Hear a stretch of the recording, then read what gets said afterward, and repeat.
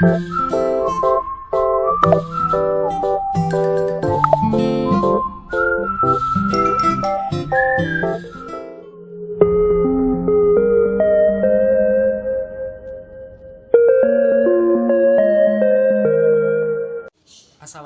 warahmatullahi wabarakatuh. Perkenalkan, kami dari kelompok 1 dengan saya sendiri Muhammad Sarul Ramadan, dengan rekan saya Siti Nurul Hidayah, Ikroma Rusida, Uni Eva Narulita, Safira Desti Adisa, dan Muhammad Wildana Lulu. Di sini kami akan menjelaskan tentang perencanaan dan pengembangan karir serta pada studi kasus 2 perusahaan. Baik, langsung saja kita simak penjelasan dari kelompok kami. Pengertian perencanaan dan pengembangan karir merupakan suatu proses perencanaan yang memungkinkan para karyawan untuk mengidentifikasi sasaran-sasaran karir dan jalur-jalur menuju ke sasaran atau tujuan tersebut. Program-program perencanaan dan pengembangan karir memberikan kesempatan kepada para karyawan untuk menelusuri minat, keinginan, dan pilihan karir mereka dalam perusahaan. Karena melalui proses ini, para karyawan dapat mencari cara untuk memperbaiki diri dalam rangka mengembangkan keahlian dan kemampuannya untuk mencapai posisi yang ditargetkan. Terdapat 2 ruang lingkup perencanaan karir. Yang pertama, perencanaan jenjang jabatan atau pangkat karyawan, dan yang kedua, perencanaan tujuan-tujuan organisasi atau perusahaan. Langkah-langkah perencanaan karir. Proses atau langkah-langkah yang akan ditempuh untuk menyusun rencana karir terdiri atas beberapa hal. Yang pertama, menilai diri sendiri.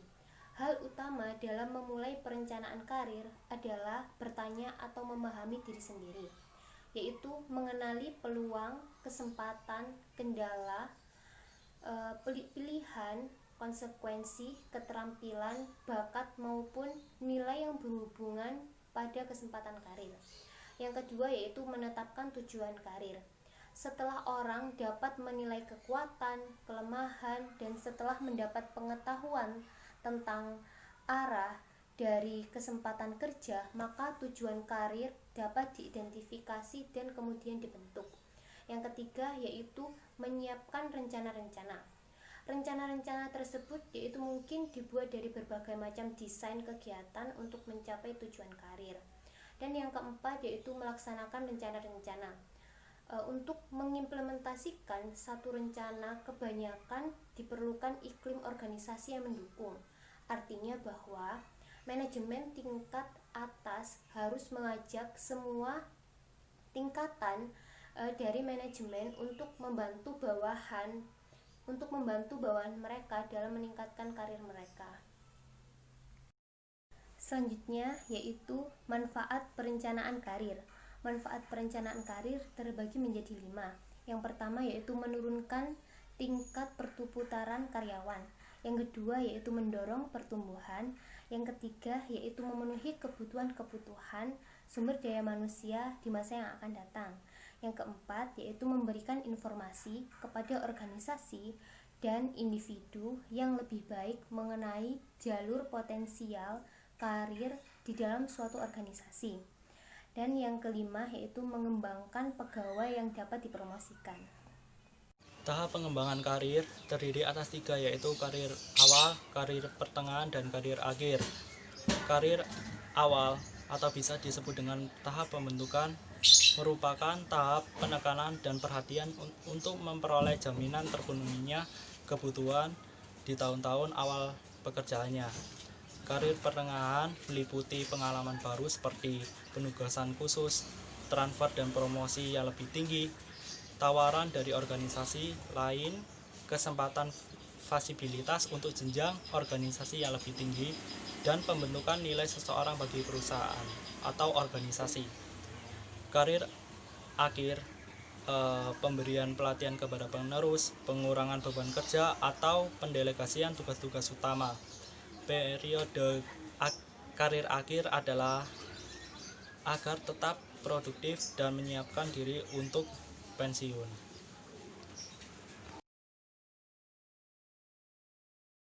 Studi kasus yang pertama yaitu pengembangan karir karyawan pada PT BFI Finance Tbk Pekanbaru. Pengembangan karir yang dilaksanakan dan dikembangkan di PT BFI Finance Tbk Pekanbaru melalui pembinaan karir dan penilaian sistem prestasi kerja atau sistem karir, pada umumnya melalui kenaikan pangkat, mutasi jabatan, serta pengangkatan dalam jabatan. Karyawan PT BFI Finance Tbk Pekanbaru yang sukses dalam pengembangan karir berarti karyawan mengalami kemajuan dalam bekerja, di mana karyawan dapat meningkatkan keterampilan sehingga lebih berprestasi.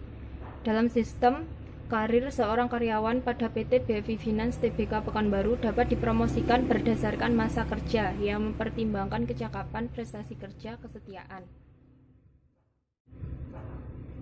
Faktor yang mempengaruhi pengembangan karir pada PT BFI Finance Tbk Pekanbaru adalah managerial competence, technical atau functional competence, dan creativity. Faktor yang terkait dengan karir yang dilaksanakan pada PT BFI Finance Tbk Pekanbaru adalah keadilan dalam karir, kesadaran tentang kesempatan, dan kepuasan karir.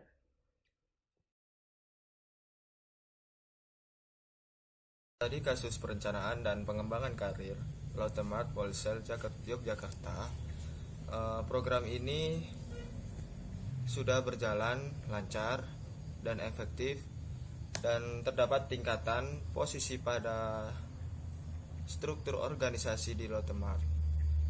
Ya, ini strukturnya yaitu dari awal kontrak dan staff permanent dan senior staff, ada section head dan manager, dan store general manager. Apabila terdapat posisi yang kosong untuk section head manager atau store general manager, maka karyawan dengan level di bawahnya itu akan bisa dipromosikan kepada di tempat posisi tersebut.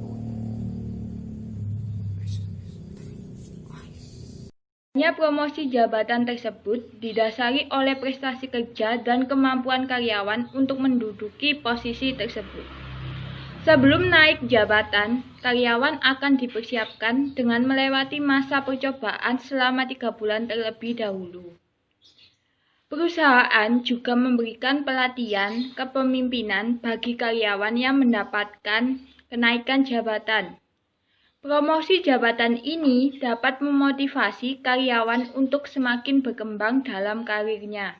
Dari kedua contoh studi kasus yang sudah dijabar, dapat disimpulkan bahwa dalam proses pengembangan karir, kedua perusahaan tersebut sama menggunakan prestasi kerja atas dasar tolak ukur pertimbangan dalam pengembangan karir karyawan, contohnya dalam promosi jabatan.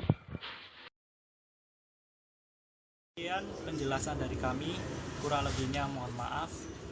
Wassalamualaikum warahmatullahi wabarakatuh.